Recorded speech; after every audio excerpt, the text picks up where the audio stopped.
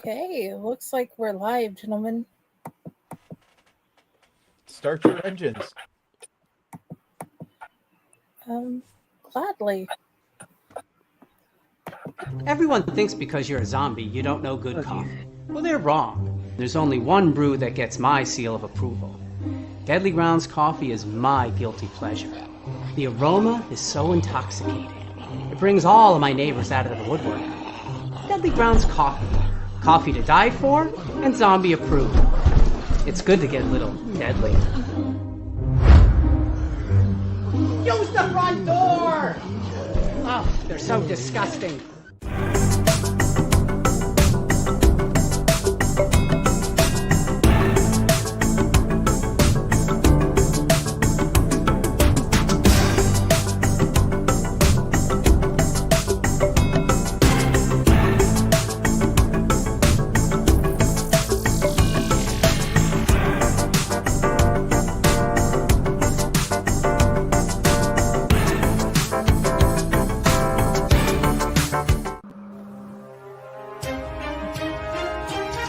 The Dorkening and all affiliated shows are not intended for anyone under the age of 18.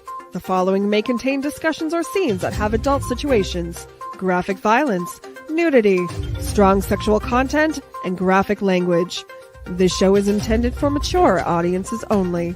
Viewer discretion is advised. You're watching Tanner's Haunted Secrets On the Outline Network. What they say. Dun, dun, dun.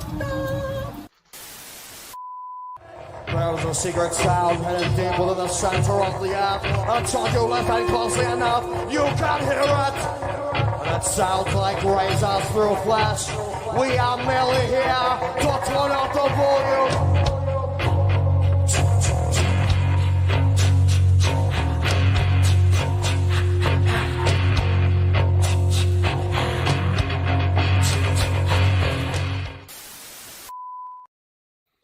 Hello, and welcome to my corner of the freak show we call Chainer's Haunted Secrets. Today, we have Jeff, and he is... Are you the president? Yes, I am. I'm the president of the Cleveland Haunt Club and one of the founders of the group. Okay, I just wanted to make sure. I thought you were a president, but, you know, usually presidents have long beards. Or is that just Abraham Lincoln? But... It's really likely. So, Jeff is, as we just said, the president of the Cleveland Haunters Club, which I am surprised to hear a lot of people don't know that there are haunted house enthusiasts that have haunter clubs. And this is just one of the haunter clubs, and just like the OHA, but this is actually up in the Cleveland area.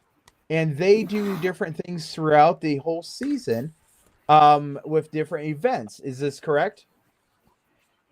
Yes, we have at least one activity, meeting, function, field trip every month of the year. We have numerous different things that we do throughout the calendar year.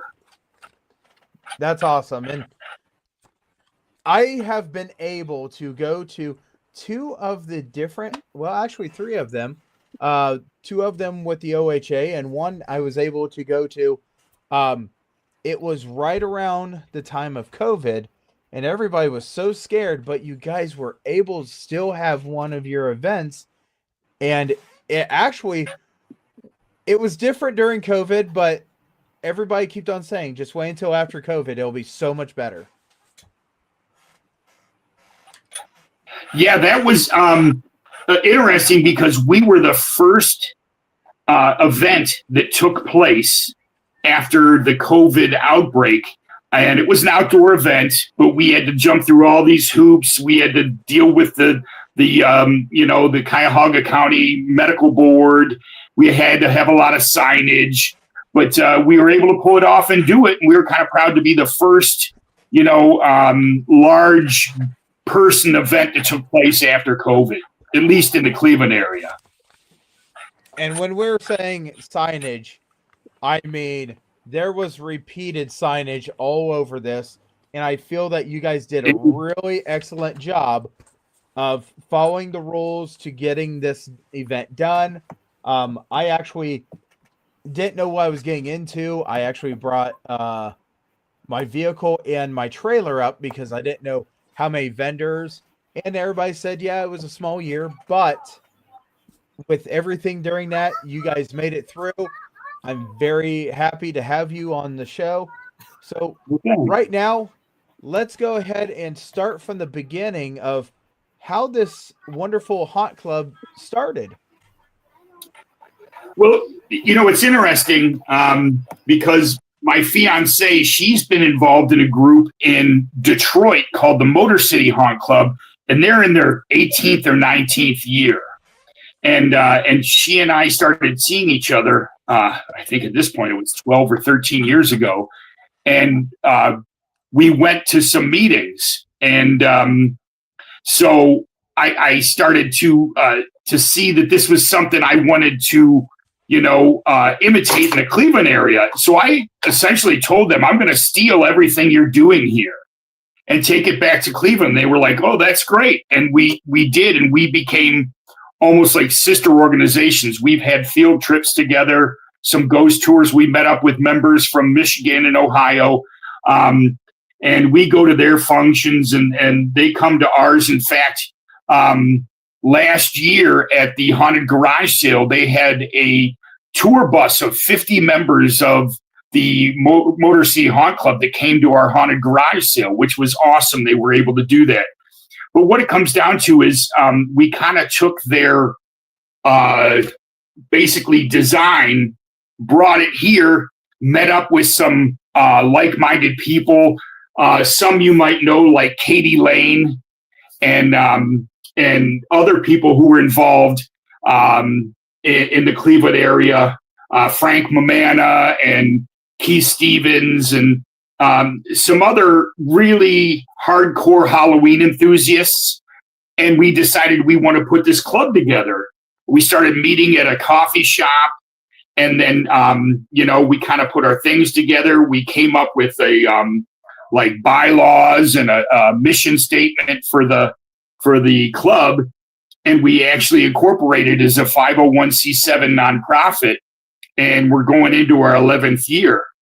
We've had, 150 some meetings or something like that. We meet monthly, and we have those two large, what are now large market events, the Halfway to Halloween Flea Market and our, really big one, the Haunted Garage Sale, that's just grown into a behemoth. We've had to move the location 4 times, and we're moving it to a county fairgrounds from a minor league baseball stadium, which we outgrew because we had a 3-mile backup on the highway this last year. And so it's really been an amazing trip, and the club's just grown by leaps and bounds. We've had some, really good happenstance that made us grow online. And we've got some really amazing members that do some cool stuff. And for the most part, we're home haunters, but we have some professional haunters that own attractions like Flo and John Gepperth. There's some core members who have been with us since the beginning, and they're great haunt people. And so basically, we're open to anyone that's into haunting, haunted houses, Halloween, and the spooky side of life. We don't, discriminate. If you're into any of that stuff, you're welcome to be a part of our club. So just curious, what is your guys' memberships? Are they once a year or? Yeah, basically what we have, and it's optional. We don't force anyone to have a membership. It's basically help us support the group so that we can, provide the things to the members that they would like to do. And it's you make a credit card purchase, and it's a recurring payment. It starts off like $20, and then it just renews each year. And if you want to cancel, you can cancel at any time. You don't have to be a member to come to our meetings. You don't have to be a member to go to our functions. But paid members get some preferential things, like first dibs at certain events, discounts on certain things. for instance, tables at our sales events. They get a good price break on that. And so we try and build in some value to being a member for them supporting us. So one of the big things we like to do is, donate to St. Jude's. 4 years ago, I think it was now, or 3, we were the largest fundraising group for skeletons for St. Jude's. We got an award for it and everything. And it's since become pretty competitive. And we're typically in the top 4 in the country now for groups at fundraising for St. Jude's, which we're pretty proud of. That's absolutely awesome. And, thank you guys for helping them. Absolutely. It's really hard because I want to come up to Cleveland and go to one of these meetings, but it's a 3-hour journey for me. Oh, sure. I get it. And that's one of the great things that the Ohio Hunters Association is doing. Those moving meetings is really a benefit to where you're hitting different areas and you're making it more accessible, but you're also exposing people to different haunts and giving them a background on those. And that's something we've tried to do. Is we've had a number of meetings at local haunted attractions in the Cleveland area where they see behind the scenes with the lights on and then they go through with the lights off sort of thing. But, our members, we try to keep it in this area where that's the beauty of the Ohio Hunters Association is you cover the whole state. And so you kind of, are an umbrella to everybody where we kind of cover the region a little closer. But, I think between the two of us, I think there's a lot of great options for haunters in Ohio. Absolutely. And the last time I checked the count, we had operational 144 haunts, and that's not including the home haunters, which sometimes the home haunters are so amazing that it's just like, I can't wait to see when you decide that you need to get a building. Yeah, they've really, picked up their game. Some of the yard walkthroughs and just some of the individual props that people are building. We've got some members that are doing amazing things, and some have gone like all world. One of our members, Alan Perkins, who was the gentleman that was it 3 years ago, he built the giant skeleton that was holding his house. Yes. And he went like all world. And the funny thing was our club on Facebook, I had and one other admin had vetted everybody that was a member on our page, because you know how it is. People want to get on there just so they can spam you or they can troll people or whatever. So we tried to make it people who were really into Halloween, were maybe had some tie to Northeast Ohio or Ohio in general. And so Alan Perkins did that giant skeleton around his house. And what we didn't realize is that Facebook made our club public without our knowledge, like that same week. And he was posting these things about it. And we went from 6,000 members on our Facebook page to 36,000 members in 1 week. I'm not kidding you. And it was amazing. All of a sudden, we've got guys from Taiwan are posting things and all this stuff. And I'm like, what in the heck happened? Well, Facebook and its ultimate, intelligence decided they would just make our group public when we had been private for I don't know what it was, 6-7 years before that or something. So all of a sudden, we've got all these people from all over the place, which is nice. They see what's going on here in Ohio and they're kind of exposed. But it was really, our page was for our members to promote what we're doing. Because, it's a lot of work to be an admin on one of these Facebook pages now, because it's just this constant battle of it. Am I allowed to swear? Because it's like, horse. You're in this show, yes. I mean, it slips out once in a while. You're not going to get banned or anything like that. I'll try not to swear, but those things just kind of make me go, And I truly understand exactly what you're talking about. it is really hard to control everything and look at everything and make sure that it fits what needs to be put in there. And that's one of the things when you go and you operate a group or this and that, you're just waiting for something to kick loose and somebody posts something. And that's why we actually should have the admins. I know everybody's just like, well, I want to say this. Well, yeah, but that's not being a plus towards everyone. That's a plus Right. towards you. Which And there's so many advertising your different stuff things. is great, but Yeah, it needs to be pertinent to the club. It needs to be, tolerable by everybody. And, we can't allow politics and those sort of things. There's just no place for it in what we're doing because that's just so divided. So that's a constant battle. But, for the most part, everyone's really cool with it because we all have something in common, our passion for haunting and for Halloween. And, ultimately, I think that brings us all back together. So it's worth putting up with the other stuff just to help grow that passion. right. And one of the shows that you invited OHA to, I went ahead and what we did was I fired up my computer and I was able to show everybody until my computer died.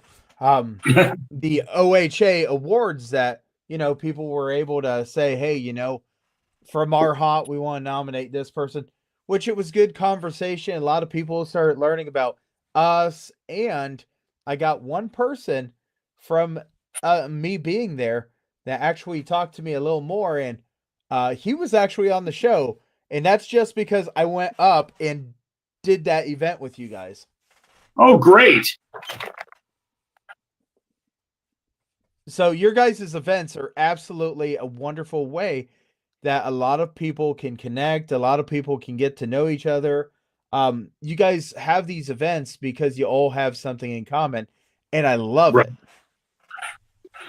Yeah, and we try and get diverse with it, because we kind of venture off in our interests. We do paranormal investigations. We set up these ghost tours. In fact, this Friday, we've set up this bus tour through the Cleveland area where 40 people have paid to take what is essentially a 4-hour tour where they go to some of the most iconic haunted locations in Cleveland. And our resident author and historian, William Krejci, he's written numerous books about different haunted locations in Ohio and Northeast Ohio. And so he does this tour, and we'll go to a bar which has a history. It has a lot of stories of haunting. People can get a beverage. Then we'll drive to Gray's Armory, and then he'll give us some background there, tell some stories, show us some haunted locations in there, and then we'll go to another one. So this is another one of these events that we try and do for our members that they might never have a chance to do. And with our connections and network and stuff, we're able to pull these things off. We've connected with a group called the Tri-C Ghost Hunters, which gets us into like the Mansfield Reformatory. We've done specialty ghost tours there. So we're always looking for different types of things that we can do for our members in addition to our monthly meetings, so it's a constant search for these sort of events to do. Right. So you said you got a 4-hour tour that you're going to be doing, right? Yes. So is someone going to dress up as Gilligan? When you said that, I'm like, it's a 3-hour tour. But I'm sure there will be somebody. I'm hoping not. I'm just saying. In the haunted house. And maybe Goulardi. Is there like a map you guys use for in this different places you guys go? Tomorrow night there will be. We are doing an event for our club tomorrow night, which we call our yard crawl. Every year in Halloween or in October, the club, our October meeting is the yard crawl, where we pick, between six and 8 different yard haunts that are really top notch. We meet at the first one. Everyone drives their car there. We get out, we walk around, we talk about it, maybe learn how they did some things, and then we'll go to like 6 or 7 other ones as a caravan. We'll all follow each other. Everyone gets a map, and they know, okay, we're going to Grafton next, and we're going to head there and see this one. And it's one of our most popular meetings of the year. And so that'll be tomorrow night, and we'll probably get between 30 and 40 people show up. And, so we'll all go. The one year we tried to get a tour bus. It was a company called Safe and Reliable. And they almost flipped the bus. So it was neither safe nor reliable. And so we all jumped out and kissed the ground, and then got into our own vehicles and drove through Parma area and looked at a bunch of different haunts.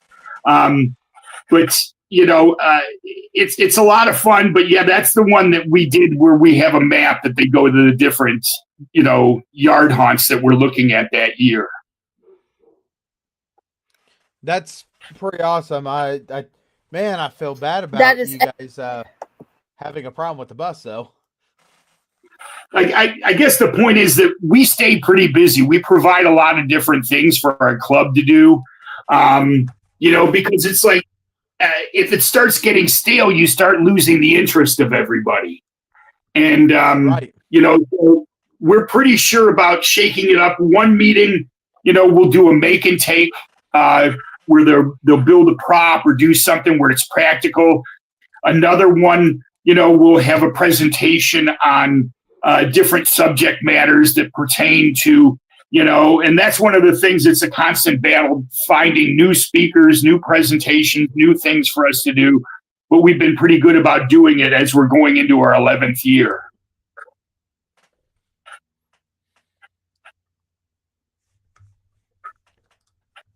So as you keep on modifying yourselves and you guys get bigger and bigger, and when I say bigger and bigger, you guys, you were just talking about the garage sale, how you guys have to move just because it got so big. Man, that is major difference between the 2021. Yeah, it was crazy. We started this 11 years ago, and it was in Bay Village at a place called Cahoon Park, which is this beautiful location. We hated to leave there. Number one, I lived in Bay Village at the time, and worked for the city of Bay Village as a volunteer auxiliary policeman. And so I had a nice connection to the employees and everything. But we just outgrew it. We got too big. After the 6th year, we had to move it to a park in Avon Lake.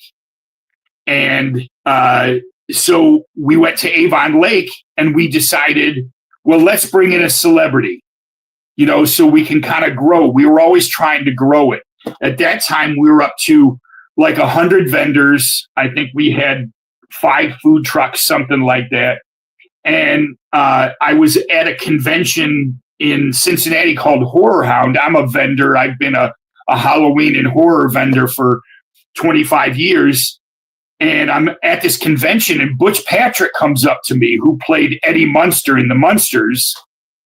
And he said, "Hey, I heard about your event in Cleveland called the Haunted Garage Sale. I'd love to be a part of it." And I'm like, out of the blue, I know who he is. How the heck does he know who I am? And I said, well, that would be great. And so he gave me his phone number. We started talking. We were able to work it out. We booked him to have 3 appearances over that weekend, and he was a huge hit everywhere he went. But for the Haunted Garage Sale, it just really threw us over the top. We had so much traffic. Basically, we shut down the city of Avon Lake because it was backed up with vehicles everywhere. They had to call in extra police officers. The bad part is I now work for the city of Avon Lake for the Avon Lake Police Department, and now they refer to me as Gridlock Jeff because of the traffic problems we had in the city. And so we were able to get through that day. The next year, I don't know if you're able to make the one, it had rained for 2 weeks before the event. And we had planned it all year, and it's like, well, the show must go on, and we had it anyways, and it was a mud pit. And basically it was just like people were losing their shoes in the mud and stuff like that. It was so, but they came and we had a huge crowd. And we knew at that point we needed to find a bigger location. That was at the ballparks, wasn't it? Yes, sir. Okay, that's the one that me and Max went to, and you seen people taking their shoes off and leaving their shoes at the cars. And I just laughed my head off. Because Max is like, is it really that bad? I said, it's going to be here pretty soon. Trust me. And you guys were watching the hearses as they were coming in just to make sure that they were in the right spot because you didn't want them getting stuck. Oh, man. But I still have nightmares about that day. With what that was, you guys had a lot of people, a lot of traffic, a lot of folks coming through. That was also the same day that I got a phone call saying that they didn't know if my county had a tornado or if it was a straight line wind that ripped a roof off and people were like trying to figure out what was going on. That I remember that. Yeah, it was crazy. You know, it really didn't hurt our attendance at all, which is amazing. And we still had a large number of hearses who historically hearse owners don't like to take their cars out in bad weather. They just don't. But still, we had a great crowd, but we knew the writing was on the wall. We had to move it again. And so we met with the city of Avon, which I don't know if you're familiar. It is a booming city in Northeast Ohio. I mean, it's growing like crazy.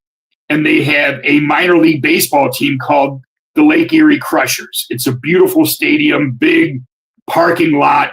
And so we're able to negotiate a deal to have it there. And it was terrific. But, you know, we needed to tweak it so we could get more cars in, more parking. We took in more vendors and we had more food trucks. We brought in two of the guys from Monster Squad, Andre Gower and his cohort. And it was amazing. Another great crowd. And, you know, so we decided to keep it there again. And this last year, it just was over the top. We had a 3-mile backup on the highway. We estimate about 12,000 people there in one day. The parking that came through, we had 7,100 people parked in their paid to park, but they were parked everywhere, businesses elsewhere and all that. And so with that in mind, we've already worked out a deal. Next year, it's going to be at the Lorain County Fairgrounds. They've just built a brand new 36,000 square foot indoor facility with air conditioning called the Ross Expo Center. And we're going to be holding it there on August 1st next year. Awesome. So that's a weight off our shoulders that we've already negotiated a bigger place. And so I think it's going to be a great fit. They're excited to have us. They've got 7,200 parking spots. So I think we should be okay, crossing fingers. But it just seems to grow every year. And it really helped us a lot because we had the Lorain County Visitors Bureau got behind us and they produced a commercial, which was amazing. And it aired on our local Fox station for the week before. And people came from all over. It was crazy how many people we had. So when you get into partnerships like that and they help promote you like that, it really makes it blow up. So we've been pretty fortunate. So there's one thing I do want to point out that you are absolutely correct. Every time I do something with you guys, this gets announced, and you are absolutely correct. If you are a vendor and you need to park your vehicle, make sure you park it in the farthest spots out or in this parking lot over here or whatever, because that is for your guys' customers, and people need to park. This is absolutely the best advice I've ever heard being spread over repeatedly. And it drives me insane. As a vendor, I want as many potential customers to be able to park as I can get. But vendors are historically lazy, and they want their car right where they're at, and they want to be able to go to their car, even though they're shooting themselves in the foot by not providing a parking space for potential buyer of their stuff. I never understood it. And so I would harp on it, and the vendors were going, okay, we get it. No, you don't get it. Park far away, because they go one row over and park. And I'm like, what are you not getting? Let's make it easy for the customers. But we try and bug them about it. When you guys, and I'm going to point this out, okay? This show is going to be on YouTube, so it's not going to go anywhere. So in the future, people will see this. And I want to point out something very, very, very important. Okay. One of the coolest things that you have an opportunity to do is there is a path that usually comes into these events. If you go and you have markings on your vehicle and you're advertising on your vehicle, you want them to come in and kind of see who's all here. But you don't want them up by the building. You want them as they are coming in. Sure. So you want them farther out. Please park your stuff out. As soon as I got there on this year, the first thing I did was I took my van and I put it as far as I could out, but with the decals off to the side so people could see that this person was here. Sure. It makes you think for that, and then you start looking for these people. And even if they don't look at your booth or whatever, they still had the opportunity to see your vehicle, and it still rocks it in their mind. So please park out, but always try to take your displays on your vehicles and put them towards a driveway or something like that, away from the building. So people are looking at it, they're seeing it, and they're like, hey, that's pretty cool. People in cars take photos of billboards, and that's what your vehicle becomes. If it is up near the front, they'll walk right by it. If they're leaving and they get stuck because someone else is leaving, that is the perfect time that they're looking around and they're like, oh, I didn't see that. That's cool. So right. Please get back. You're absolutely right. But yeah, I know that Jenny's got pictures, and I know Friday's got pictures, and she is super excited to show these pictures because, you know, she's always happy to see these photos, and that's one of the things that she likes to do. We're going to go through these pictures, and do us a favor, Jeff. Tell us what we are seeing in these photos as we go through them, please. Sure, sounds good. Okay, this is an aerial shot of the parking area outside of Crusher Stadium. We've been fortunate. We hooked up with a professional drone videographer who he works in the movie industry. I got to be friends with him. He lives in Avon Lake, where I live and work, and we got to be friends. I said, hey, could you come out to our event and shoot some drone footage? And he goes, well, what's your event? I told him. He goes, that's awesome. I love Halloween. I'd love to come out. So for the first 6 years, he did it for free, and he was getting this amazing footage. I could share all these different photos that he did in video. He ultimately does a great promo video for us too, which I wish I would have shared with you. People can find it on YouTube. If they search for the Cleveland Haunt Club channel on YouTube, you'll see some of our videos of our different events, but they're like professional quality, type videos that he does. But this is one of the shots he did because we wanted to kind of show the size and scope of our event.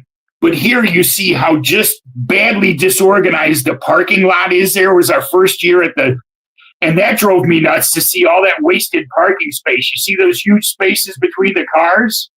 Well, what it comes down to is all the vendors parked up by their tents, and they weren't supposed to park that way. They were supposed to park the other direction. So it was supposed to go east to west, and all the cars are north to south. One more reason vendors parking up right by the event drives me crazy. But that's what I see when I look at this picture, how we really wasted all this parking space we could have used in that giant parking lot. You got enough space in that parking lot. I could get my semi through, no problem. 2 times. But we did straighten it out and utilize the parking lot much better this year.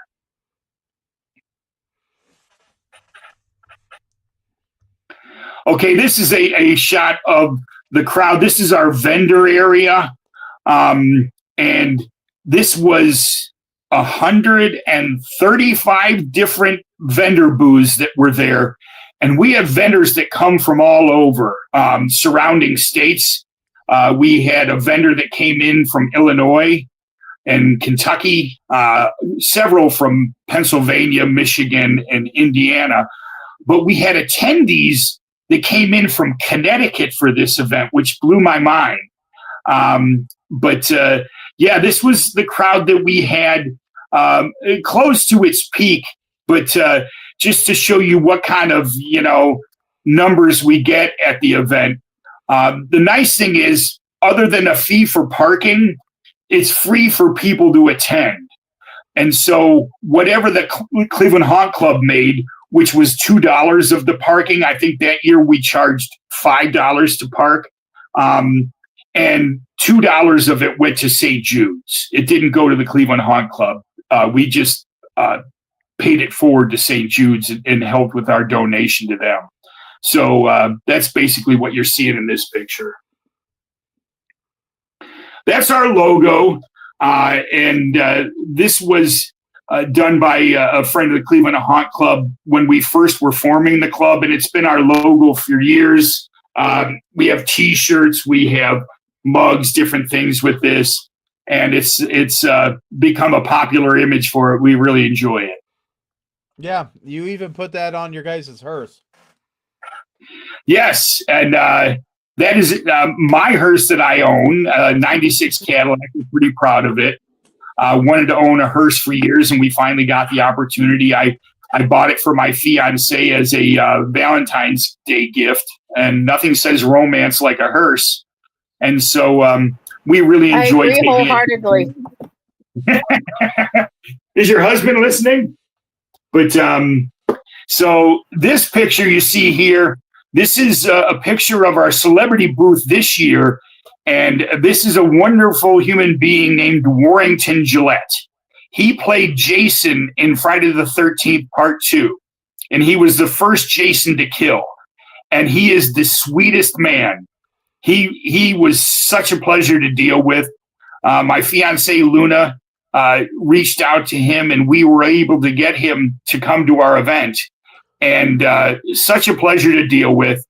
And he stayed and didn't take a break, didn't take lunch because he had such a long line. And he was signing hockey masks and the satchels that he wore in the movie and all that.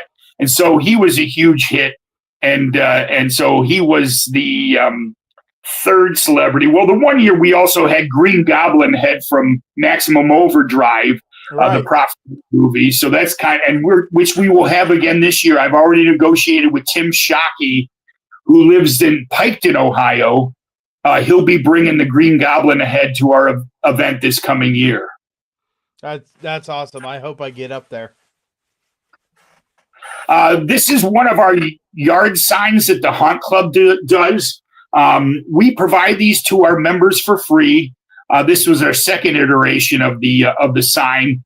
And basically what we wanted to do was have a way for our members to show their pride in being a member of the Cleveland Haunt Club. And at that time, we were doing our own yard haunt map. This year, we teamed up with the Fright Maps. And so it was much more streamlined. Instead of us having to enter them all in, it goes through Fright Maps. And then the Cleveland Haunt Club members can get a unique icon that has our logo, indicating that they're a Cleveland Haunt Club site on the Fright Maps app. And if there's anyone out there that is not familiar with Fright Maps, you can download this app for your phone. It's wonderful.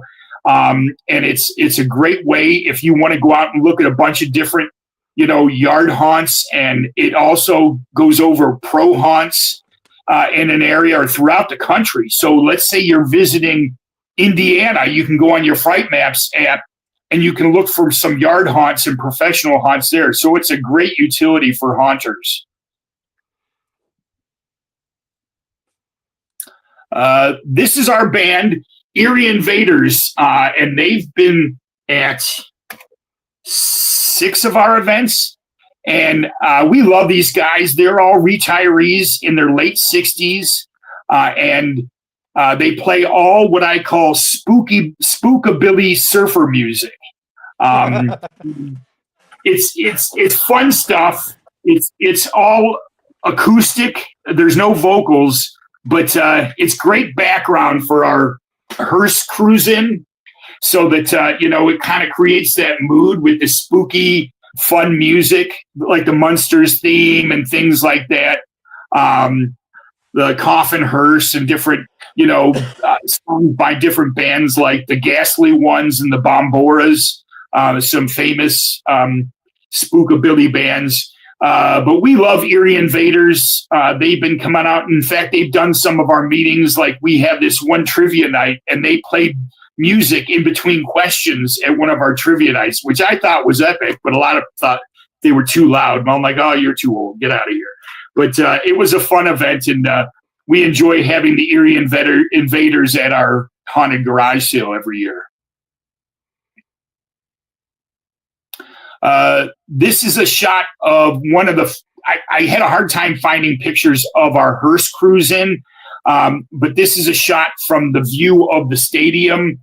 And essentially what it is we started the hearse cruise in just to create one more entertaining aspect to the event. I think it was our third year was the first one we invited hearses and themed vehicles. So by themed vehicles, we mean if it has a horror theme to it or a Halloween theme, or maybe it would be like a Jurassic Park Jeep or something like that. It needs to be on topic, and then they can be a part of our hearse cruise in.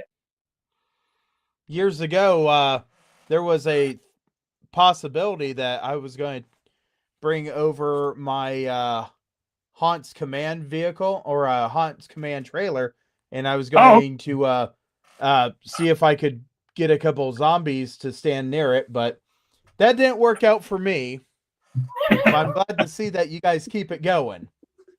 Yeah, and it's become a popular thing. We try and make it special for them. All the hearses get a dash plaque commemorating the event. And this year we had goodie bags for everybody. And then we have a judged competition. The most popular hearse wins a grand prize. And so it was a pretty well attended one this year. I think we had just over 30 hearses, which for us is great. And the picture we're looking at here is my hearse.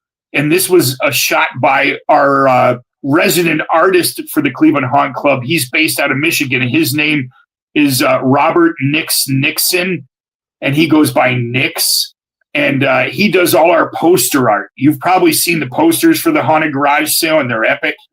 And hopefully that'll be one of the ones we see so I can feature him. He's very gracious about doing the artwork for our club. And it makes such a huge difference having great art when you're trying to promote something versus some shoddy, something someone threw together. It really does make a difference, and it draws the eye. This was our year that we had Butch Patrick in Avon Lake at Weisfield. This kind of illustrates the kind of crowd we had all day there.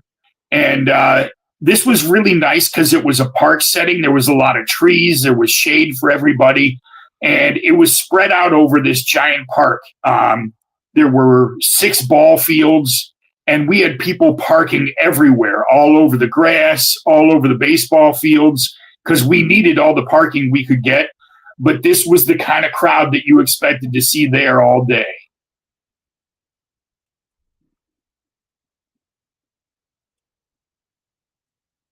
That's all the pictures. Is it? Okay. So I want to tell you guys, when you're looking at doing an event like this, one of the most important things you have to do is try your hardest not to stress yourself out, because there are things that happen that you have no control over.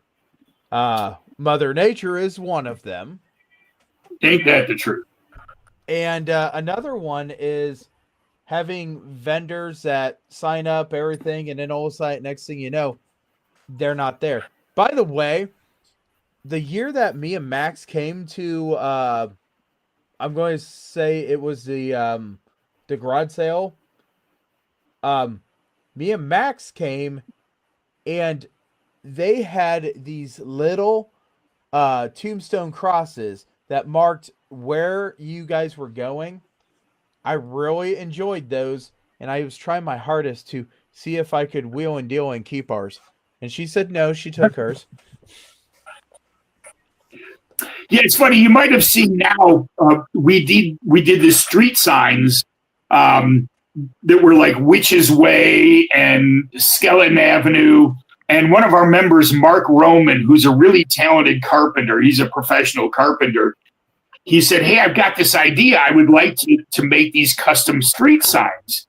And anything like that, if someone wants to get creative, go for it, man. You got the juice, go for it. And he did, and they turned out great. So when you come to our events, you'll see in between the vendors, there might be a walkway through or what looks like a cut through or a street. We'll put one of those signs, and there's always a skeleton sitting at the bottom of it. And it's all just an effort to try and create the mood and kind of get everybody into the spirit, And so that's one of the ways we do it with little things like that. So I don't get a chance to ask this question very often, just because, we don't get haunt clubs and stuff like that very often. I still do want to get the Chicago Haunters Build Club, because that's actually a really interesting thing too. What's that? Yes, they are. They are great guys. I've met some of the members. So, where do you want to see your club in the next 5 years? That's funny. Our treasurer asks me that all the time, and it drives me nuts. It really drives me nuts, because it's just sort of like, where are we going with this? My idea is just keep having fun and keep entertaining everybody, and it'll go its own way. Do I see us turning into like such a big thing that we need to have like a coordinator who does it full time? No, I don't see us doing that. It's just like we're going into our 11th year. We have a meeting every month. We provide fun things for everyone to do. We're donating a large portion to a great charity. I'm not sure what else we need to do, except keep doing what we're doing and keep having fun, keep providing the same unique things for people to do and enjoy their passion. It really is a tough question, because it's like, do I have some ultimate goal for where this is going? No, I guess I just want it to keep being fun and keep being something that we all enjoy doing. And our officers are like, well, I think we need to have some end game. And then I'm like, okay, what do you got? What do you think? What should we be? Where should we be going with this? You know? So I guess for me, that's something that kind of makes me go like, I don't know, you know? Because it's like, the reality is I spend a lot of time doing this, you know? My spare time, I come home from work, I'm checking emails, I'm doing admin stuff on the Facebook, I'm thinking about where we're going with next month meeting. It's constant something doing all the time. I guess I just try not to think about where we're going in the next 5 years. Is that a good answer? That's a horrible answer, but no, I don't know. That's a really wonderful answer because you said exactly what you wanted to say. You want it to be fun. You want the fun to continue. And if you guys expand, it's because the fun is expanding. And that's one of the wonderful things, you know. Whenever somebody says, oh, what are you doing in 5 years? We don't know. But here's a little bit of an idea behind it. We want it to be fun. You know, and absolutely great answer. I think when it would come to something like the Ohio Hunters Association, you guys are still growing it. And you're still, you know, trying to expand. I think for us, it's almost like we're just trying to tweak it because we've been doing it long enough. We've hit the things we should be doing.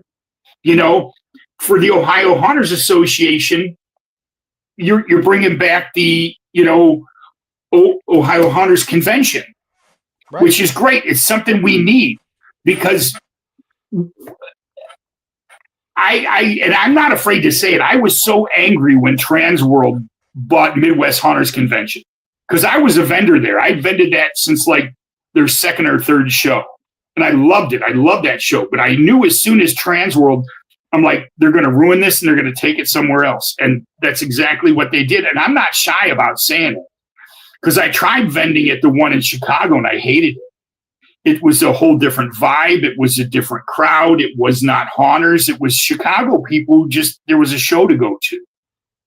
And I'm sorry if I'm offending people, but as a vendor, that was my opinion, you know. And I think it's great that you guys are there. And there has been a void since Midwest went away, you know, here on the East Coast. And so I think it's great you guys are doing that and growing that because we need it. This region needs it because it was a great way for haunters to get together. And the nice thing about Midwest was that one was more about the haunt actors and the staff because they would take them and you'd see whole groups, all the actors together and having fun at this convention and sharing it and seeing props and stuff like that. You know, and I think there's to some degree, and I vended it at Transworld before. I did it several years. Like I told you, I work with that band Nox Arcana. I produced 2 CDs with them, and we went out and vended there. But it's a different feel. You know, that's a vendor show at an industry show where Midwest was much more personal and much more party and much more like a reunion for, you'd see people from Carnage and you'd see guys from all the Hoorah and all that stuff from all over. And when that went away, I think there was really a drop off in the camaraderie and everything. So I think it's wonderful that you guys are bringing that back. And I think it's like, those are the goals that the Ohio Haunters Association has or should have, and what they're trying to do. And I welcome it. And I look forward to working with them, you know, because it's like we're all working in the same direction here. We all have the same passion. And so I think it's a great thing and certainly one I completely support. That's awesome to hear. It really is. One of the things I will say, being a person that's on the board of the OHA, one of the biggest things that we have is as soon as someone sees the side of my vehicle and they read Ohio Haunters Association, they want to know what haunted house I'm going to go to. That way they can see if I catch any ghosts. And it's like, that's not what we do. We're not paranormal. We are part of the haunted house industry. And the faces on people are just from oh. I'm familiar with that.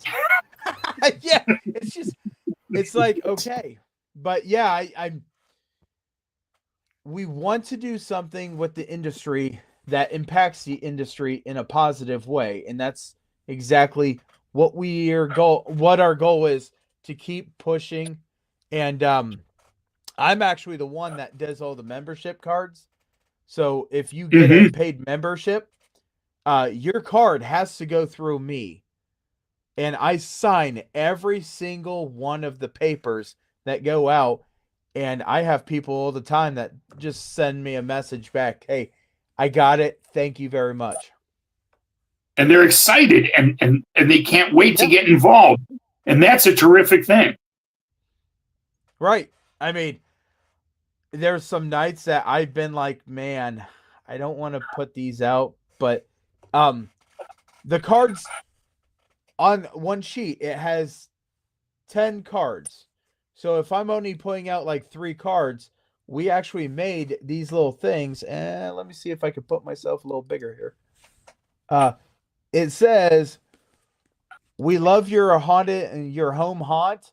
Share it with us, Ohio Haunters Association on Facebook." We can go up to the houses and actually put this somewhere near the house. And sometimes people will take pictures and post it on Facebook just so people can see what houses or what home haunts are doing at their homes. Sure. Absolutely. That's the thing. These people put all that work into it and they want to share it with everybody. Right. Right. And that's one of the things I love about you guys. You guys are absolutely killing it in the most wonderful way. Your people want to show the pictures. You guys are like, hey, check this out. This is what I'm working on. And it just seems like it never slows down, no matter what time of year it is. It might calm down just around Christmas a little bit, but as soon as it gets into the new year, boom, you guys are taking off like bottle rockets once again. Well, the funny thing is when we start getting towards December, then we just kind of switch to Krampus. So we still keep it creepy. But, you know, we have our secret Krampus meeting where everyone brings a gift. And instead of a secret Santa, we do a secret Krampus. So we keep it creepy. And, but, you know, it's funny. One of our mottos, and when we first formed the group, was that it was to teach, learn, and network. And share with people your knowledge. Because one of the things that haunters have that we can share with others is our knowledge and our experience and different tricks and, you know, different methods, different processes, how to build props, how to strengthen things, how to act, how to, you know, all these different things. And it's just endless, the amount of things that we can share with each other. And that's something our group always focused on. And it's something I see the Ohio Haunters Association is doing, which I think is wonderful, that you have your meetings at the different haunted locations or the haunts, is that you can go in and you can see how this specific haunt built this or how they do business. And people can glean things from that and take it back to theirs, you know, and that's always a good thing. And it's one of the wonderful aspects of this whole thing that we're both doing. Yeah, absolutely. I mean, I know that we look at you guys and we try figuring out, well, how are you doing it? That way we can take it and modify it to the way that we want to do it. And, you know, this is something that's how we're doing it. We're holding it together with duct tape and bubble gum. And I'll tell you, for duct tape and bubblegum, you guys got some really good duct tape and bubblegum. We've got some, it's honestly, we've got wonderful members and people from all walks of life.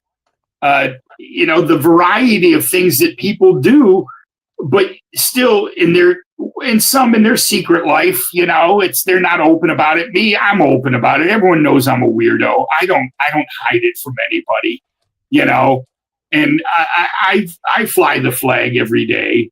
I've got a hearse parked out in front of my house right now. Then everybody knows, but yep.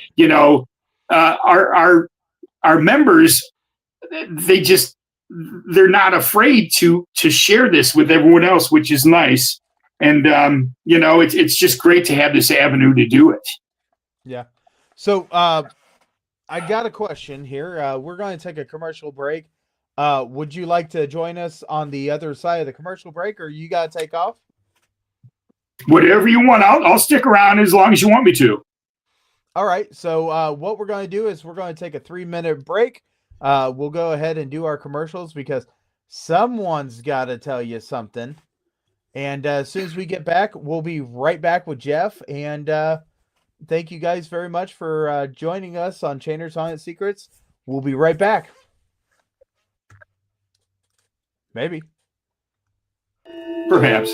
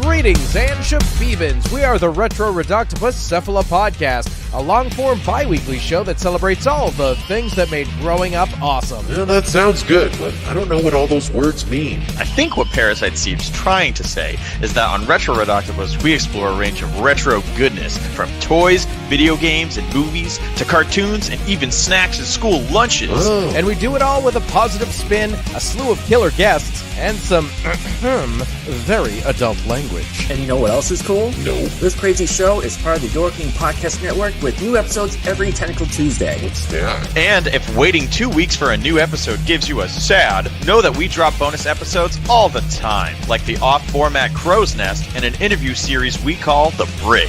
You can listen to Retro Redoctopus on Apple Podcasts, Spotify, Stitcher, or any app that's cool enough to carry the only show that celebrates all the things that make growing up awesome.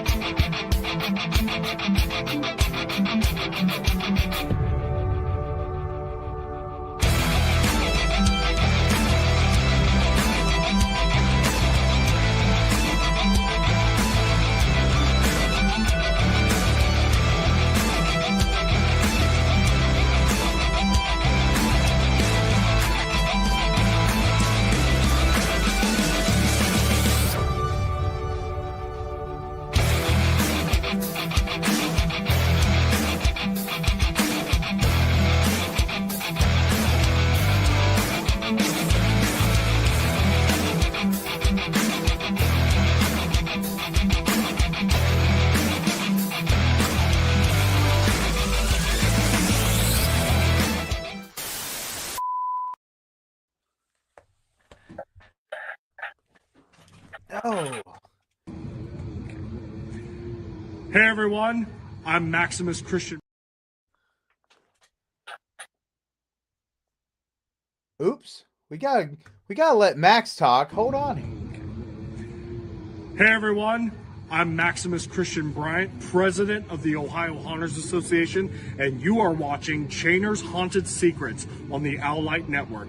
And I wanted to invite you all to come see the Ohio Haunters Convention on May 9th and 10th in 2026 at the Ohio State Reformatory in Mansfield, Ohio. See you there. My internet is so choppy. It's giving me issues. Sorry. That's fine. Yeah. A couple shows ago, I had that problem, and I didn't know that it was playing a single thing. I actually had to look at it on one computer while making it work on the other computer. Oh, geez. Yeah. So we have Jeff here, the president of the wonderful Cleveland Haunters Club. And before we jump right back into Jeff, I do want to say that it is officially haunting season. And if you have not gone out to see a haunted house, what are you doing? Because it is very important that you go out to go and see as many as you can, because you only have so many weeks to do it. We did have a wonderful couple of different crews come out to ours. I did have the wonderful opportunity to scare a girl so bad that she lost her contact lenses. Oh, geez. I don't know how that happened, but I'll take the points for that. I had a girl so scared that she ran backwards and ran into another group, physically running into the group. And you guys can go to any haunted house you guys want to, and you guys can say whatever safety word you want to. But I'm just saying, they may not work. I'm sorry to tell you, peanut butter does not work as a safety word. No words are safety words at our haunt. So I just wanted to put that out there, because all the way through we heard peanut butter, peanut butter, peanut butter, till they got so far that somebody started yelling jelly. So yes, please take an opportunity, go to your local haunted houses, take a journey, find a couple of haunts that are close to each other. I know wherever you are, there is haunted houses. You might have to make a drive, but I know that there are some great haunted houses around. And don't look at a haunt and say, well, that looks too small to be good. Because sometimes you're going to find the gem where no one else found it. I will say that. And also, don't just go for the industry. Look at these home haunts. These guys put in a lot of time, effort, a lot of talent. We've had one person on the show. She was a home haunter from Texas, and she did everything that she could possibly do until she found out some new tricks of the trade. So absolutely, everybody that's in a club, everybody that's in a group, just go out, see what's around you, and feel free, if you guys want to, send us pictures and we will post them for you here on the Chainer's Haunted Secrets Facebook page, because we want to see what you guys are coming up with too. So now we're going to get back in with Jeff here, and man, it's been a great half of the show already. I've enjoyed it. We try our hardest when we do this to make it like me and you sitting at a table where we can have a wonderful friend conversation, because some of the best conversations come out that way. And it's always one of those things that you don't want to script a show like this at all, because you might miss something in the script. So I get asked all the time, since I am a haunt owner, why at my house I do not put haunted house for Halloween. The answer is, I'm sorry, all my stuff goes out to the field. But for the ones that do get into it and they do take their time, it could take days, weeks. I know as soon as people they get everything stored away, they're already building what could be next year. Oh, absolutely. So my question is, how many home haunts do you think that you have around your area? Oh boy, just I'm thinking back to our yard map. I think last year we had over 150 that were listed on our yard map, just in like the Northeast Ohio area. And those were the ones who went to the trouble of listing it on there. And it's funny, as much as we've been around and how we advertise and have these events, there's still people who have no idea we exist. It's just, because we'll have people that we run into and talk about, well, I didn't even know that was around. And I'm like, you live in the same city we're at and we're do all this. How can you not know that, and see all this stuff? But, we all have our lives that we're leading and we're busy with stuff and everything. But we have a large number of pretty good sized yard haunts in our area that are worth driving to. And what people like to do is just take a couple nights throughout October and hit like 10 or 12 of them, and just enjoy, take the time, get out of the car, walk around, look up close. Because a lot of people just drive up, stop for 10 seconds, and then take off. We suggest you get out and go up, get on the sidewalk and look closer and really give it some attention and enjoy what they did, because it's a lot of work these people put into doing that, Even with these smaller displays, it's still time, because we all work full-time jobs. We all have lives to lead, but we want to, share that with everybody, because it's as much about, like, our big thing in our neighborhood is we want to build it up to where our other neighbors are doing, decorations as well. And we have our one contingent in Bay Village.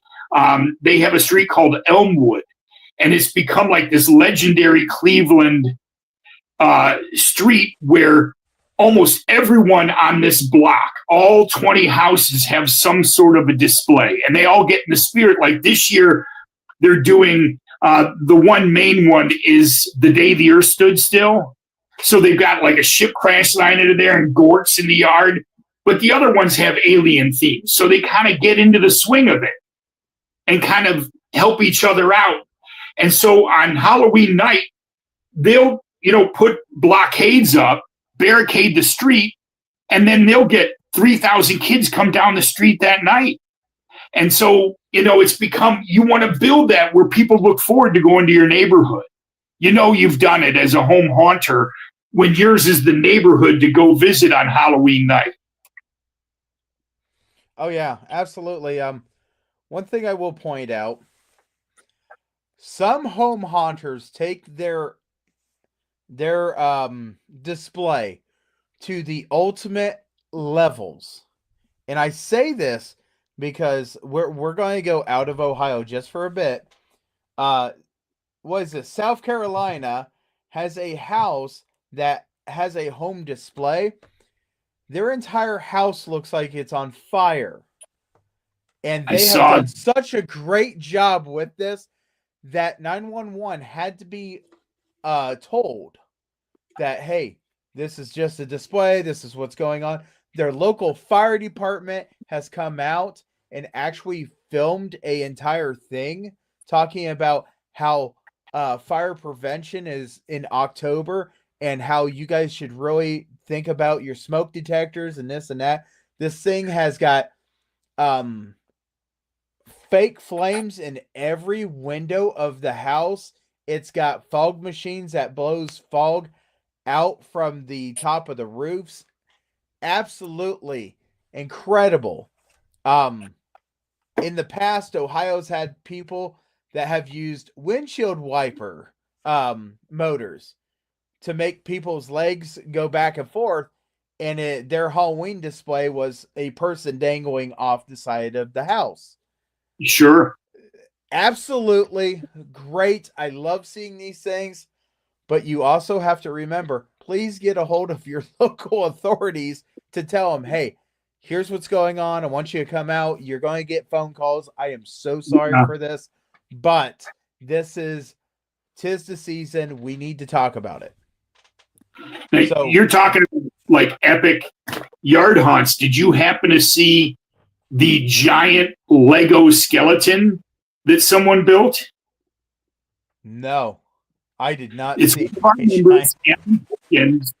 He built, and he did it a month and a half, and it's a 100-to-1 scale of an actual Lego skeleton that he built all out of foam. It has an armature in it, and it's been endorsed by Lego. They featured him on their website.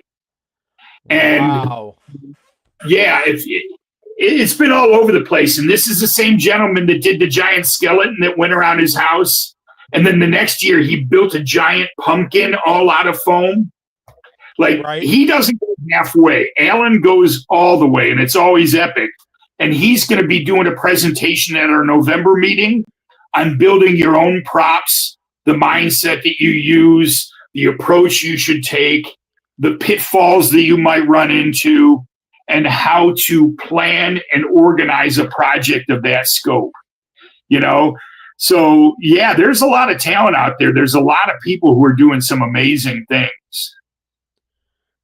And that's the thing, there is so much talent, and you do not have to be at your own haunted house. You don't have to be at your own building.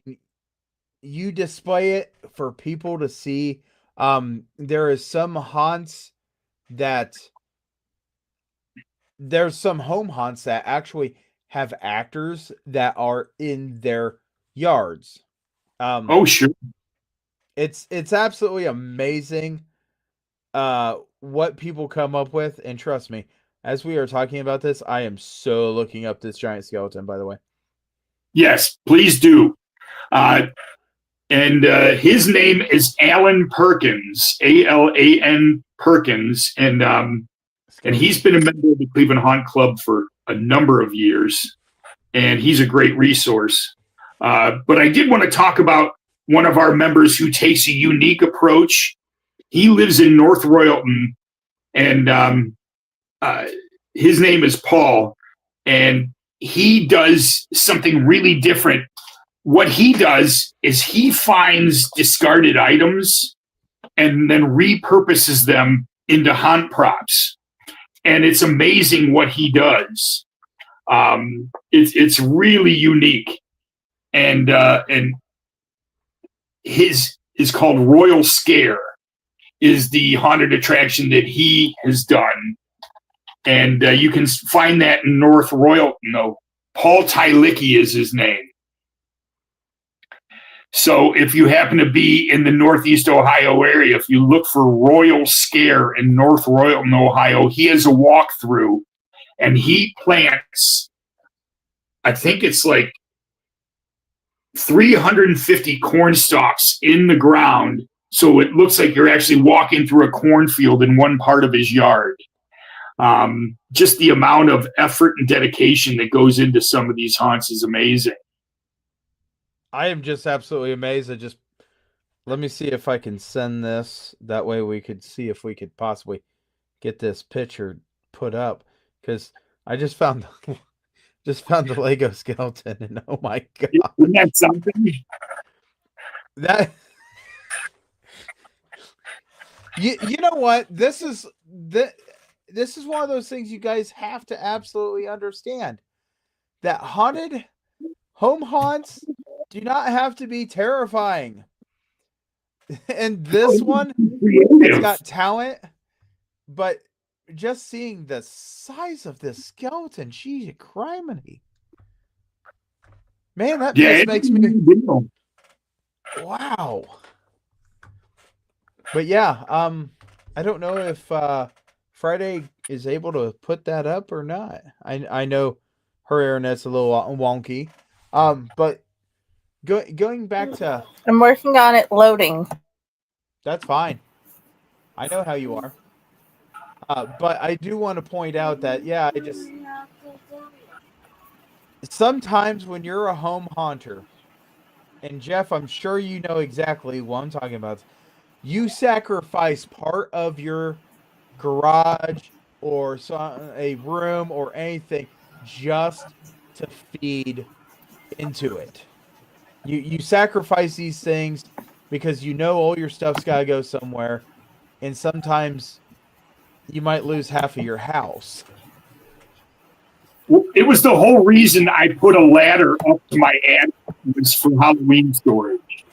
Because before I had like a little pop-up thing where emergency to get up there, and I'm like, that's not going to do. And so we got one of those pull-down, step ladders that you climb up, and now all my Halloween stuff is up in the attic area. I know that there is a person that was on TikTok, and they said, how do you know you're a home haunter without saying you're a home haunter? And what they did was they had a control, and an elevator came down, and it was full of all their Halloween stuff. And they said, this is how we get it up and down. I wish. I'm just saying. It was beautifully done, a whole bunch of totes and this and that, but home haunters, my hat goes off to you guys. You guys have to figure out how to store it. You guys have to this and that. I'm a charity haunt at mine. I donate everything. So everything that we get, we take and we put in a semi-trailer. It's not very often home haunters have semi-trailers, but right. I've seen it. There it is. That is just mind-blowing. Now, you see on the right, the pumpkin, he built that last year. Right. And then the giant skeleton he built this year. And so he's not afraid to take on a huge project, which this was. And it's to scale and accurate in every way to the Lego. How did this man be able to size this? He's a pretty sharp guy, and he actually, it seems, has some engineering experience, and because he works. I think he said he was like a safety guy for some sort of mechanical industry. I don't recall exactly what sort of thing, but he has that technical savvy, and he just utilizes it here. And he does it in a very calculated way. It's all laid out. He has blueprints and everything when he does it. I don't think he's going in and just chopping foam. He has a whole game plan going in. So that is just absolutely crazy. If you talk to him, tell him there's a podcast that would love to have him. Oh, I can make that. Absolutely, yeah. Because I want to see pictures of how he's developed all through the years. And trust me, I've seen different stuff, and you mentioning this and this and this is like, oh, this was all that one guy. Yep. Up in Chicago, there's actually a guy that made a display that floats, and no one could figure out how he made it float the way that he did. And it was actually so concerning that people in his neighborhood actually want him to take it down, and he had to fight it. And what it is it is a whole scene that deals with Stranger Things. Okay. And this mannequin is so high up in the air, no one could figure out. No one's seen strings. No one's seen this and that. Great job.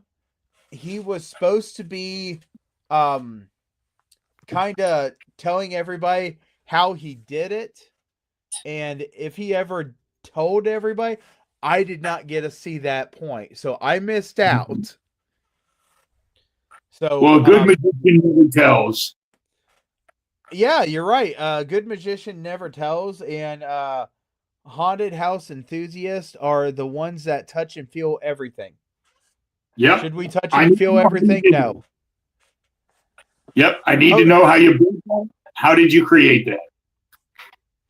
All right. So we have a part of our show that we love to do, and it is a couple questions by a little gentleman that loves to be curious about everything, and it is called Questions by this little guy, Dante.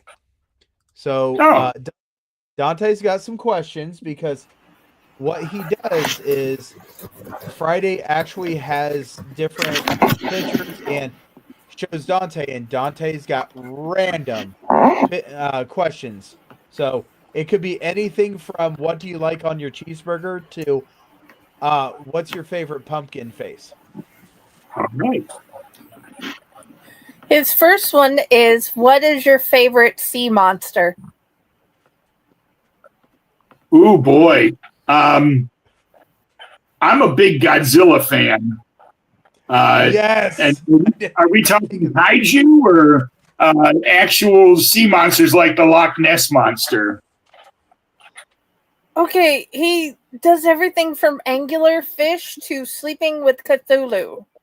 He has a stuffed Cthulhu he sleeps with. He just met anyone that you decided. Well, I think Cthulhu's pretty cool. Yeah. One of the great old ones. Sure, I'm an H.P. Lovecraft fan. I'll go with Cthulhu. Okay, he does too. His next question is, what is your favorite thing you've built? Oh, I would say the Cleveland Haunt Club. That is an awesome thing. So far, actually, I was a wood craftsman for years and worked for an aluminum foundry, and so I built a bunch of different things. But when I don't work in law enforcement, I work in home renovation and build custom cabinets, islands, and furniture. And so I build a lot of neat things like that. So if I'm being literal, I would say some pretty cool, cabinets for homes, custom cabinetry and things like that.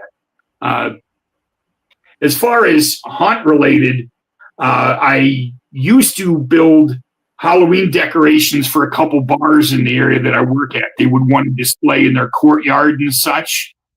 And I built this awesome crypt out of 2-inch foam.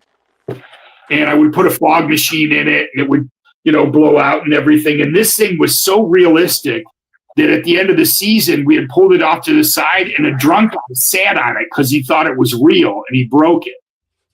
So I was pretty proud of that. Crypt. Yeah. They made the guy pay for it, so I got to build a new one. But, yeah, I would say that crypt would be the coolest. And a mausoleum I did for them as well, all out of foam that they paid for, was pretty sweet. I like these random questions. Oh, yeah, because this next one is, what is your favorite Halloween candy? My favorite Halloween candy? What are those called? $100 million bars? I like those. 100 grands, those are good. Yeah. Because everybody loves Reese's cups, and Reese's cups are good. And his last one is, what is your favorite book? My favorite book. I used to read a ton of Stephen King. But then I got into more George Romero, and I read a lot of like the stories for his movies. But it's interesting because I read a lot more when I was younger. I guess I would say The Stand by Stephen King, the original version, the one before he went to the expanded version. and added so much more. I really like The Stand. I thought that was a great book. I agree, but it's way too big for him. He's like Yes. 6. But that rocks. Yes. So if I was a kid, what would my favorite book be? If I'm looking from a 6-year-old point of view,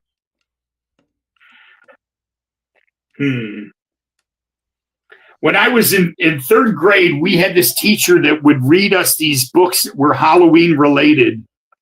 And it was about this witch, and she used to give the neighborhood kids chocolate chip cookies. And I wish I could remember, because it really influenced me as a kid to like Halloween even more.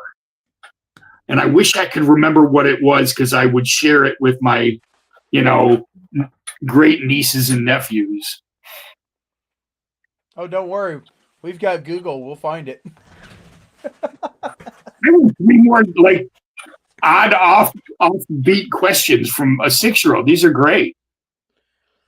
Yeah, like I said, he absolutely loves to look at pictures, loves to look at this and that, and he loves to find out. He's a very interesting child, and I'm glad that a long time ago we decided that we were going to do questions from him, because you never know what you're going to get, and trust me, I don't even know what the questions are until they get asked.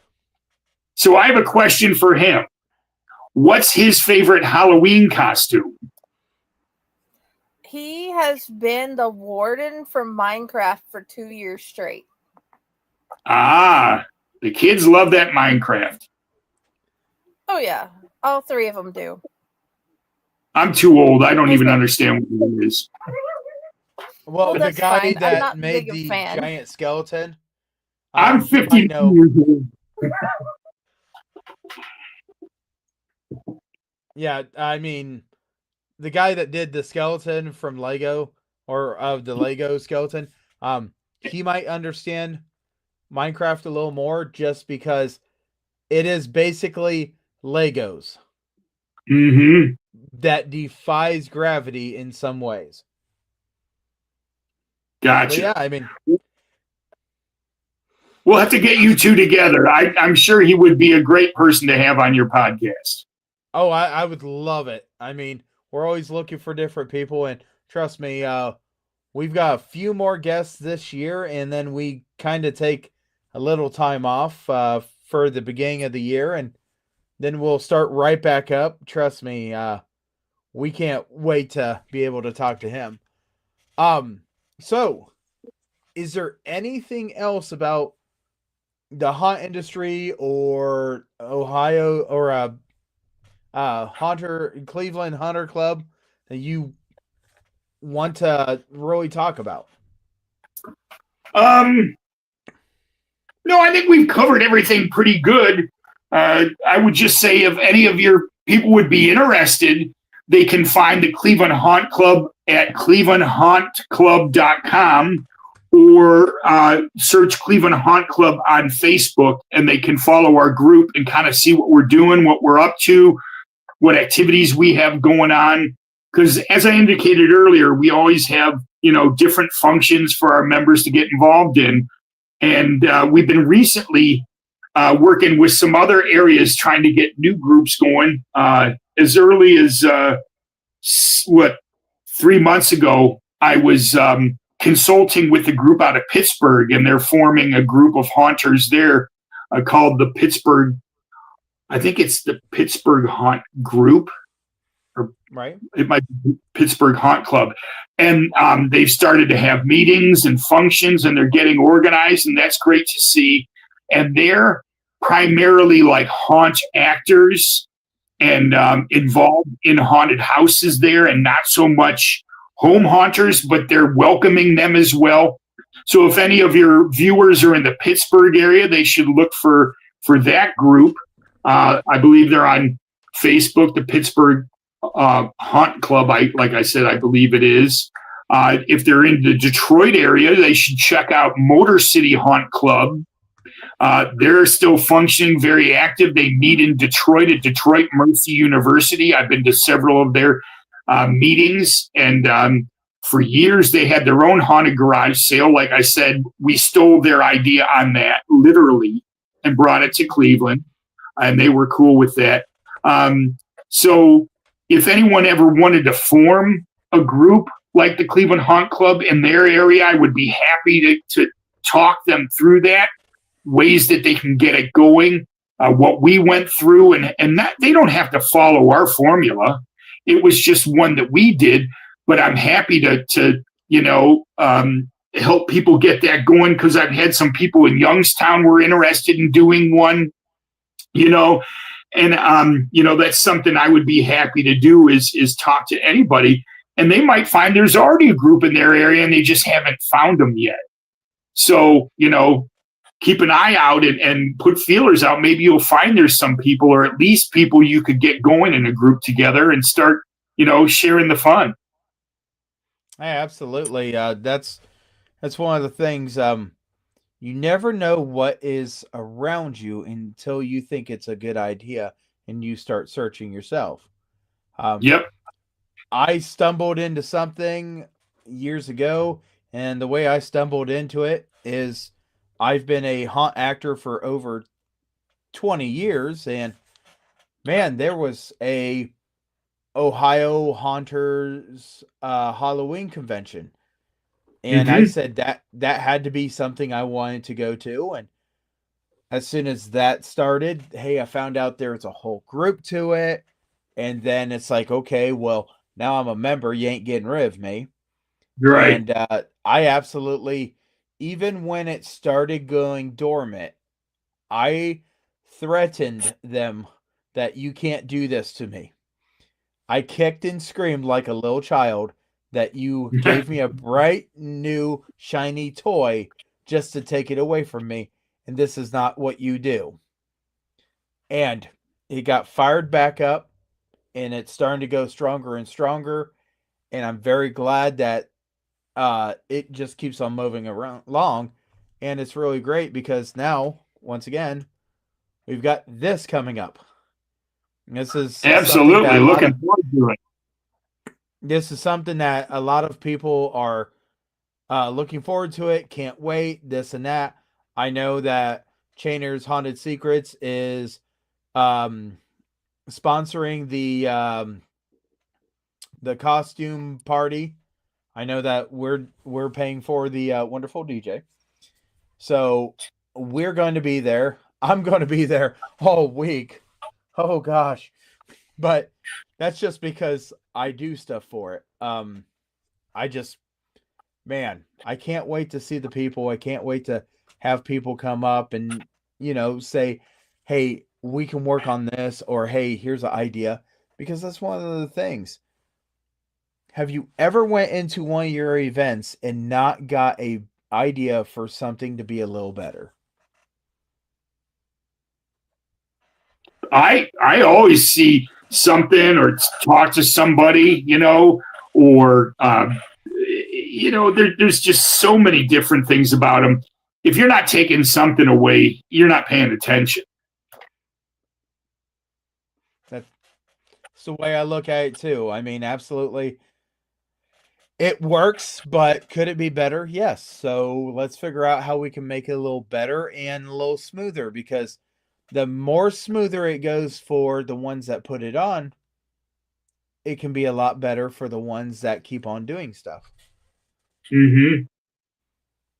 So yeah, do you have any dates for next year for any of the stuff you guys are doing?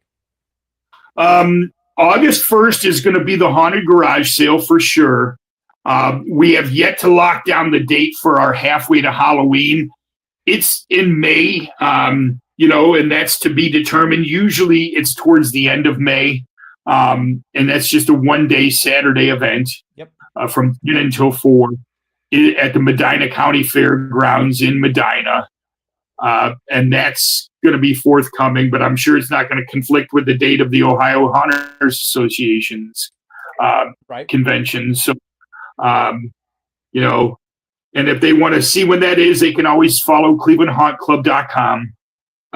We list our different events for the month and upcoming events there, and that's pretty current all the time. That's a very important thing. You have to be on it with these new things that updates and this and that. When Max gave me the information for me to go up to your halfway to Halloween, I told him, I said, okay, yeah, I'll go up there.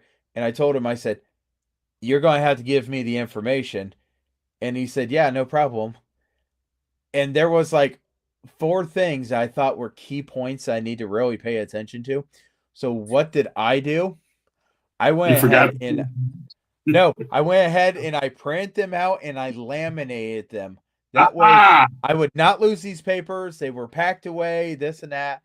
And a couple months later, in the same totes that I brought to that event, he opened them up and he said, what are these? I said, I was not going to forget these key factors. But yeah, it's the key. What's that? Organization is the key. Organization is the key to a sliver of life.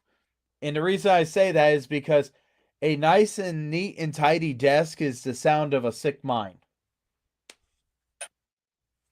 Yeah, my desk is pretty dirty all the time. I'm a note keeper.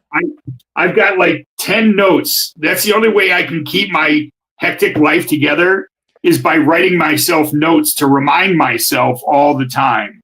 Like about you and our meeting today. This was stapled together information. Tomorrow I'm giving a presentation at a nursing home about the joys of Halloween, and that's somewhere else down here. I've got some information on all the people coming to our bus tour on Friday for the Cleveland Haunt Club. So yeah, I'm a note keeper. I know a dirty desk.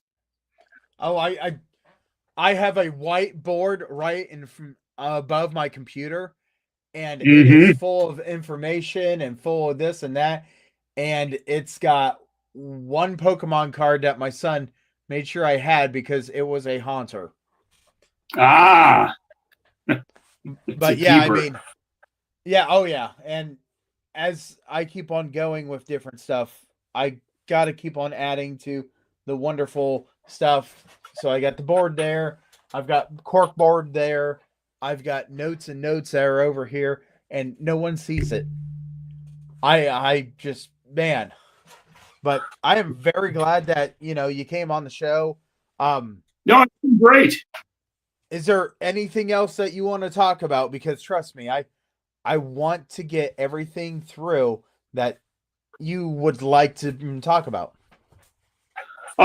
What I'd like to say on behalf of the Cleveland Haunt Club is thank you to the Ohio Haunters Association. They've been very kind to us. I've appreciated my relationship with Max and with you. You guys are great ambassadors for the state of Ohio. I love how you go out to all these different haunted attractions and you build relations with them. I think you're doing it the right way. Max didn't hesitate to reach out to me, ask my opinion on some things when you guys were starting it back up again. And I was happy to share information with him about that. And I'm really proud to see that you guys are doing great. I think you're kicking ass.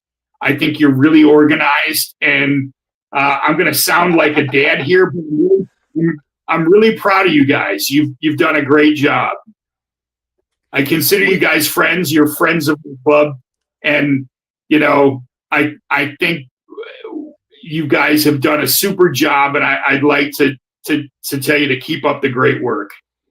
Well, we're absolutely going to try because, as a person that is a board member, it is really important that I keep on going in the right direction, not for me, but for every single haunted house that is here in Ohio and every haunter and every home haunter. Because honestly,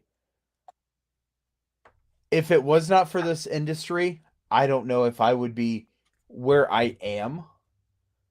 Just because it this industry actually saved my life. It really did. That's awesome. Friday, you put another picture up. What's this picture? I can see that there's a new one. Oh, I had put up the picture so people would be able to find the website when we do the outro. Oh, okay. Well, I was like really confused. I was like, it looks really pretty, but it's about this big on my screen right now. So, oh, I wanted to There make we sure go. people could find the thing. They need to find these people, and hopefully they'll accept our page into their club. Absolutely, we will. I'll go on and do it now. but yeah, absolutely. Go out. If you have not, and I don't know when everybody's going to see this, but what I'm going to say is we're right now, this year, we are officially halfway through our haunt season. That does not mean that haunting goes away. That means that we are just thinking of the stuff that we are going to do next year. So absolutely go check these guys out because these guys are going to post stuff over and over and over. Check out all the great haunted houses around you, home haunts. There's so much in the industry and so much in a home setting. And I love just seeing the creativity. I mean, yeah, anybody can go to Menards or Walmart, Lowe's, Home Depot and buy the big stuff. But it's the creativity of what you do with this stuff that makes you one of a kind. Mm-hmm. For So, sure. We're at the point where we're going to go ahead and start getting out of the show. But once again, we're going to pull this up. Make sure you guys check out Cleveland Haunters Club site, clevelandhauntersclub.com. Please, absolutely take a little time. Check these guys out. Figure out when you guys are going to have all your events. It'll be on that site. Please come and check these guys out when they do their halfway or they do their garage sale. If they are moving it to one location to another, it's because it's getting bigger and better. So, yes, please check out all the details as they come out. I'm sure Jeff and all his members are going to keep updating that as best as they can. When I say best as anybody can, we all know not anything is perfect. For sure. Absolutely. Oh, yeah. Jeff, why I got you on here, I do want to tell you, please tell your crew that I had a wonderful time at the halfway, and I am a person that loves to crack jokes left and right, and your wonderful ladies that were there at the setup table, the information booth, were so confused because we were not on that list, and they're like, I'm not knowing where you need to go. Well, I don't know who you need to talk to. And they just were like, Jeff. So, it's these guys. Put them over here. Yeah. See that table?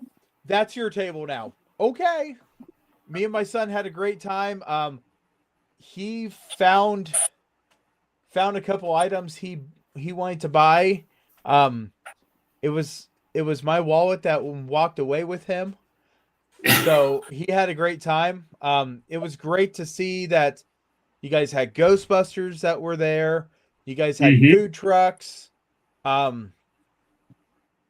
can't say it. I did not get a walk around, but the conversations between me and a couple of these other people that were around that were vendors were really positive, and they absolutely were saying nothing but great things for you guys. The one guy that was across from me, he was such a hoot just to watch him set up because he had a thought of how he was doing it, and he had to rework it 4 times. But he got his stuff out, and I don't know how he did, but everybody was happy. There was a lot of people going through the booths. A lot of people just wanted to know what we were, and that had been one of the days that I actually sat there and listened to a wonderful woman that talked about her experience with how this can was knocked off of the windowsill of her house, and she knew it was her grandma. Well, that's good, but we're dealing with the haunted house industry. So tell your grandma we said hi. But yeah, that's the one thing. Then I started taking a whole bunch of sticky notes and just putting them everywhere. Cue cards that said, so what haunted houses have you been to? Are you a haunter? What's your favorite part about the industry? And people start reading these, and then they start understanding we're not paranormal. Uh-huh. And that's one of the things that we have such a problem with. But, so I hope you guys continue to do what you guys do, and absolutely I will pay attention to the dates and see if I can get my tail up there and come to visit you guys. So I'm amazed how everything has been going for you guys. And like I said, I remember the one year that I just seen so many people's shoes that were left there because they were so muddy. Yes, sir. You guys still made the best of what you guys had. So if there is nothing else that you would like to say, is there anything like, how do you want people to get a hold of you? I would say through the website or on Facebook is the best way. They can email at clevelandhauntclub@gmail.com if they want to reach me, and my name's Jeff Hartz. I'm happy to answer any questions. Otherwise, keep haunting, and happy Halloween, everybody. Thank you very much. Friday, do you got anything before we say goodbye to everybody? Oh yeah, I was just going to ask everybody to tune in tomorrow for Corpse Garden Chronicles Reads. Serena Mosgraves and I are going to read 2 of our newest stories. One of them is going to be from the anthologies that are coming out on Halloween. We hope to see you there, and we hope you like our stories. I keep on thinking, and I keep on forgetting about that anthology, even though I'm in it. So, hey, once again, guys, thank you very much for tuning in. It's Halloween season right now. I don't know exactly what time everybody watches this, but no matter what time of the year it is, there's always haunts that are doing something, and they can't wait to see you. So go out, go see a home haunt, go see a haunted house, go see a haunted field, whatever. And absolutely, if you're in the Cleveland area, go check out this guy's stuff. I mean, it's really awesome, okay? So I say goodbye to you guys, and thank you guys very, very much. I know there's a button. Oh, yeah.